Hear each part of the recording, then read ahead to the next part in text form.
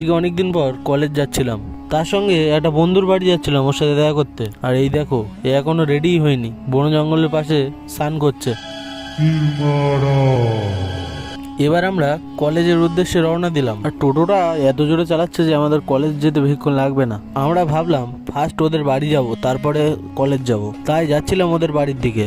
500 কোটি টাকার ব্রিজ পার হতেই চলে এলাম পানাপুকুরে। এবার আমরা যাবো ওদের বাড়ি। প্রায় 20 মাইল হাঁটার পর ওদের বাড়ির ধারে কাছে চলে আসলাম।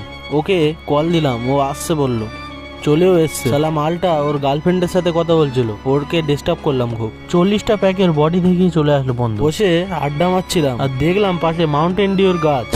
মাউন্টেন ডিউ ভয়ের মায়ের চুদি।